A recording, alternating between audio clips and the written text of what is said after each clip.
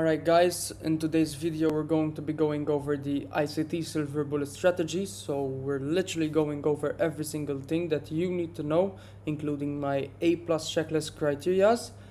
And we're going to be providing you a full risk management plan, plus we're also going to go over the daily bias and how to align the higher time frame with the lower time frame. And then towards the end of the video we will also be going into some live trading examples so you can understand the strategy better. So stay tuned for that and let's jump straight into it. Alright, so here we have the A+ checklist criteria. What does the silver bullet even include? Alright, number one is going to be a sweep of liquidity. Now this could be either buy side or sell side, or it could also be London or Asia. So when we sweep either London highs or Asia highs, whatever, session highs, session lows, that's even better than a random buy side or sell side liquidity. So yeah, it's very important. When we sweep session highs or session lows, that's even better. Now after that we will have the displacement. So we would like to have a displacement the opposite direction. So let's just say we just swept buy side liquidity, we want displacement to the opposite direction, which is the sell side liquidity. Same as if we just swept sell side liquidity, we would like a displacement the opposite direction, which is buy side liquidity, as that's what we're going to target after we take sell side liquidity. So normally after the displacement we will have the market structure shift, which is a candle close above a swing high or a swing low. So let's just say we swept sell side, we want a displacement the opposite direction, and then the market structure shift, we want a candle close above the swing high, which initially took the sell side liquidity. So let me give you a short example. We've swept buy side liquidity, we've displaced through that swing high, and we also had a candle close above that swing low, and that's what is going to be our market structure shift. Sometimes we do not have a candle close above or below swing high or swing lows. I mean, the trade could still be valid, but it's better when we have a candle close above the swing high or swing lows, as that's gonna be even better setup and it tends to work even more than a trade without a market structure shift. It's very important. After that we will have a fair value gap. For those who don't know what the fair value gap is, it's basically a 3 candle pattern confirmation, which is first candle, second candle, third candle, leaving an imbalance in efficiency between the first and the third candle. You just mark that fair value gap, and when price basically retraces into this so-called fair value gap, that's where you could take your position once price retraces into it. We normally do the fair value gap with the displacement. If we don't do a fair value gap with displacement, then it's not a valid trade to take. It's very important. Once we take our trade from that fair value gap, we're gonna put our stop loss above swing high if we're looking for shorts, and we're gonna put our stop loss below swing low if we're gonna target longs. Basically, guys, something which I didn't mention is I only trade the macros. So this is a 30-minute window. There's 3 macros actually, which is very important. Starting off with the first one, we have the first AM macro, then we have the second AM macro, and then we have the lunch macro. We have PM macros, but I don't tend to trade them. They're low probabilities. So yeah, we jump into the 7th slide. So basically, once we have taken our trade, we're gonna target obviously opposing liquidity. If we swap the sell side, we're gonna target buy side liquidity. If we swap buy side, then we're gonna target sell side liquidity. It's very simple, guys. Alright, moving into the next slide, which is the importance of the higher time frame. This is very important. Why the higher time frame matters. Always make sure your lower time frame trades match the direction of the higher time frame. For example, if the daily chart is bullish, like when price is in a daily bullish fair value gap and there are equal highs above, your bias should be bullish too. look for bullish setups on the lower time frame. If you see a bearish setup, skip it. What do I mean by this? If we are in a daily fair value gap, we have session highs, we have equal highs, whatever, and you're looking at the 5-15 minute and you find the setup on the 5 minute, short setup, which is the opposite direction of the of your bias, which your bias is obviously bullish if we're in a bullish daily fair value gap and we have such an important draws on liquidity to the top, you should not take that short setup. Guys, it's very important. Your higher time frame needs to match your lower time frame. If it does not match, then you're simply not going to take the trade. You could take a trade like that, but 9 out of 10 you're just gonna get stopped out. So it would be best if you put a trade which aligns with the lower and higher time frame. Remember, the higher time frame always overrules the lower one. Don't forget that. Alright, we'll be moving into the next slide, which is asset correlation. This is something that not a lot of people mention, but it is very important and a lot of traders get stuck with this. What do I mean? It's very important both assets are correlated, meaning you see the exact same price action on both pairs. For example, we just swept buy side liquidity, we've now displaced opposite direction, we have a fair value gap, we created a market and structure, but when you look on ES, we did not sweep buy side, we did not make a displacement, and we did not create a fair value gap. Would you take the trade on NQ? No. Why? ES is more stronger than NQ. So if ES doesn't have something that NQ has, that's not going to be a high probability trade. Same goes if you see a good setup on ES, but on NQ it's not 100%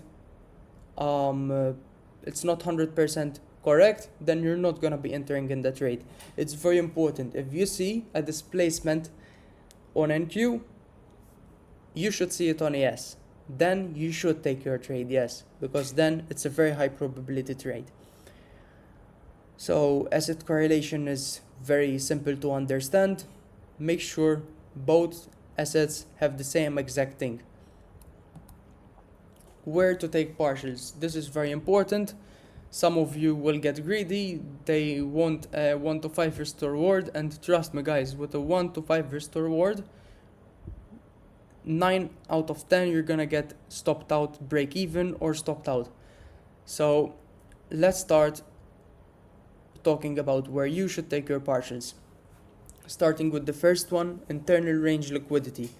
For example, unfilled fair value gaps resting either inside of a premium or a discount. This could be your target, where you could take something of your position and reward yourself, reduce risk, etc. What do I mean by this? How can you identify premium or discount? Let's say we've swept buy side and we want to take shorts. You will take out your fib, mark from the low to the high, where we've swept the buy side liquidity, and anything below the 0.5 it's a discount, anything above the 0.5 is a premium. So that's very simple to understand. We're gonna take shorts and we have a 15-minute which is below the 0.5, that means it's in a discount. That's where you could take your first partial and you could leave runners to target the external range liquidity. Anything outside of the price range will count as external range liquidity, as I already mentioned. That's where you should be closing and exiting your full position. So that's basically it. It's very important. Let's say we swept buy side. You want to mark from the high to the low. Anything above the 0.5 is premium. Very easy. If there's a 5, 15, 30-minute fair value gap above the 0.5, which is in premium, you could take something off there, or you could take your full position off. Depends on your risk to reward. I like to go for a 1 to 2, 1 to 3 risk to reward. If the trade is not 1 to 2 risk to reward, then I will not be taking that trade also. we will be moving into the next slide, which is risk management. This is very important. Some of you don't have a good risk management and you tend to blow a lot of accounts. Risk management is very important. Guys, I blow a lot of accounts and I know what it means when you blow an account after an account. So in this example, I'm going to be giving a 50k example, 50k top step example. So let's say you're gonna take your first trade. You're gonna risk 10 micros on the first trade. If you lose that trade, you're gonna reduce your risk to 5 micros. If you take another loss, you're simply going to stay at 5 micros consistently without halving your position unless you build a buffer. So let's just say you took a win, 10 micros, and after that you took a loss. After that loss with 10 micros, you're gonna de-risk to 5 micros, and until you make another win, you're gonna stay at 5 micros. When you take a win, then you're simply gonna increase your risk normal to 10 micros. And to be honest, you can start with 5 micros and consistently stay at 5 micros. If you take a loss, don't go below 5 micros. So it's up to you. I like to use 10 micros. If I take a loss, I will reduce my size to 5 micros. In this case, it's very hard to blow an account because I know what most of you will do. They will take a risk. After that, they will take a loss. After that loss, they will increase their size heavily, and that's not something that you should do. Trust me, guys, if that makes you profitable, I will do the exact same thing, but that doesn't make you profitable. I've tried it. So something which I didn't mention also apart from risk management is, guys, don't be taking trades on the 15-30 minute time frame. 15-minute time frame, you use it, okay, to mark buy side or sell side. You use it to draw fair value gaps, which are in premium or discounts, and from 1 to 5 minute time frame is where you will look for a trade. Max 5 minutes. Do not go over that, as your stop loss will be a no good. In that case, you will have a very big stop loss if you use a higher time frame bigger than 5 minutes. So I like to take trades on the 1 minute, and you could take trades on the 2, 3, 4, 5, but do not go above 5. And you will use the 15-minute time frame to draws on liquidity. So I hope you understand these concepts. Now we are going to be giving you a real life example so you guys can understand the strategy better. Yeah, let's jump straight into it. Alright guys, so we are on the charts now. I'm going to show you a real trade example so you can understand the strategy better, and you can understand more what I'm trying to say and explain. So first things first, we want to see a buy side or sell side getting swept. I went on the 15 minute. I can see that we have this buy side liquidity, so I want price to sweep that level first before I look for shorts. Okay, so basically you can see we swept that buy side liquidity, and over here we created a short-term low. So I'm gonna mark that short-term low, which is the last bearish wick that took out the buy side liquidity. So this is called a swing low. So I will want to see a strong displacement, and for a market structure shift, as I already mentioned, I would like to see a candle closes below this swing low. So let's see if we can get that.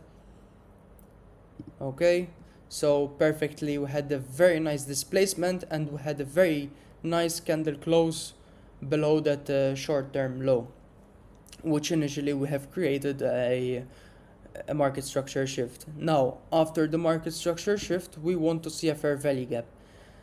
As I already mentioned earlier in the video, a fair value gap is a 3 candle confirmation, so a 3 candle pattern. So we have the first candle, we have the second candle, and we have the third candle. If we have an inefficiency between the first and third candle, that's a so-called fair value gap, which you're gonna mark as when price retraces to that fair value gap, you're gonna enter your position.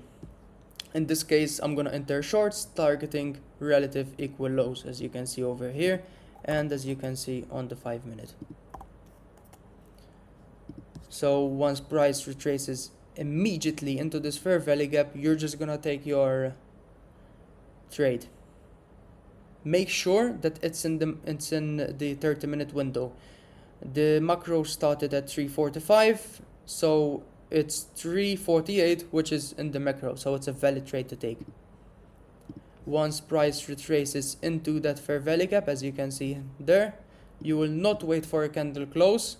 You will enter immediately off that retrace to the fair value gap. You will put your stop loss below the swing high in this case, since we're targeting sell side, which in this case I will put my stop loss right over here. I'm risking 27 handles.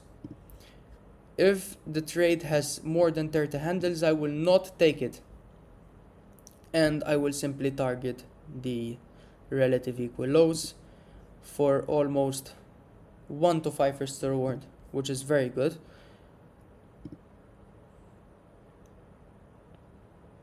As you can see, full take profit has been hit. So this is a live example of an A+ model silver bullet.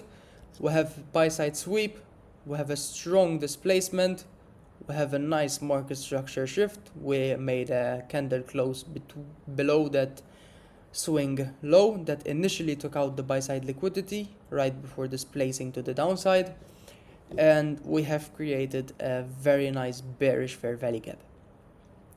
Once price retraces into that fair value gap, you will not wait, you will enter immediately, as price can react very quickly and can run to your take profit very fast, which sometimes happens to me, which then you have to sit out, be disciplined, and wait for another trade.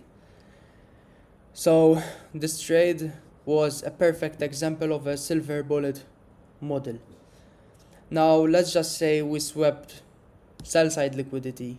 We would like to see a displacement through that swing high, a market structure shift, which means candle closing above that swing high that initially took out the sell side liquidity. Hopefully that displacement would create a fair value gap, so when price retraces into that bullish fair value gap, in this case, since we're targeting buy side, you can take off your position from that bullish fair value gap. When we're taking shorts, most likely you're gonna be taking entries from bearish gaps, and when you're looking for long setups, most likely you're gonna be taking entries from bullish fair value gaps. So I hope you learned from this video. Make sure to subscribe, make sure to like, and until then, trade safe and be safe. Thank you.